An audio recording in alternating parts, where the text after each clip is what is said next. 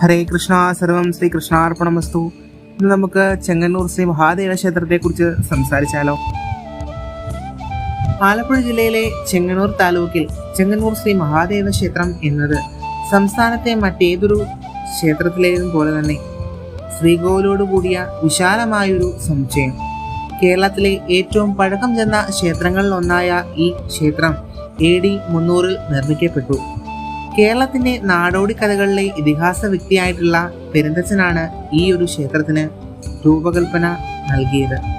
18-ാം നൂറ്റാണ്ടിലുണ്ടായ ഒരു വലിയ തീപിടുത്തത്തിൽ ക്ഷേത്രത്തിന്റെ ഒരു വലിയ ഭാഗവും ചാരമായി.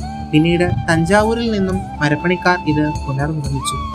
എന്നാൽ ഈ ക്ഷേത്രത്തിന്റെ അസാധാരണതയും മറ്റ് ക്ഷേത്രങ്ങളിൽ നിന്ന് വ്യത്യസ്തവുമാക്കുന്നത് അത് ദൈവീകതയ്ക്ക് മനുഷ്യ സ്വഭാവം ആരോപിക്കുന്നു എന്നതാണ്. പാർവതി ഇവിടെ ആർത്തവം അനുഭവിക്കുന്നു. അതായത് ദേവിക്ക് തൃപ്പൂത്തുണ്ടാകുന്ന ലോകത്തിലെ ഏറ്റവും പ്രധാനപ്പെട്ട ഒരു ക്ഷേത്രമാണ് ചെങ്ങന്നൂർ ശ്രീ മഹാദേവ ക്ഷേത്രം.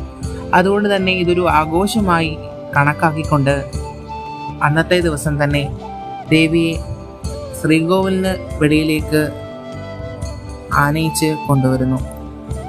പാർവതിയും ഭർത്താവ് ശിവനുമാണ് ക്ഷേത്രത്തിലെ പ്രധാന ദേവതകൾ. എന്നാൽ ആ ദിവസങ്ങളിൽ പാർവതി ദേവിയുടെ വിഗ്രഹം പുറത്തെടുക്കാറുണ്ട്.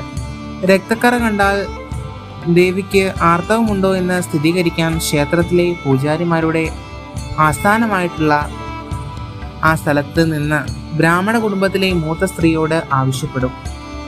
അങ്ങനെയാണെങ്കിൽ പാർവതി ദേവിയുടെ വിഗ്രഹം ശ്രീകോവിലിൽ നിന്ന് ഒരു ചെറിയ മുറിയിലേക്ക് മാറ്റുകയും ക്ഷേത്രം 4 ദിവസം അടച്ചിടുകയും ചെയ്യും. 4-ാം ദിവസം പാർവതിയുടെ വിഗ്രഹം പമ്പാ നദിയിലേക്ക് ആറാട്ട് കൊണ്ടുപോകുന്നു. ആഡംബരത്തോടെ ദേവിയെ ക്ഷേത്രത്തിലേക്ക് തിരികെ കൊണ്ടുവരുന്നു. അവിടെ പ്രവേശന കവാടത്തിൽ ശിവന്റെ വിഗ്രഹം അവളെ കാത്തിരിക്കുന്നു. ഉത്സവം തൃപ്പൂത്താറാട്ട് എന്ന് അറിയപ്പെടുന്നു.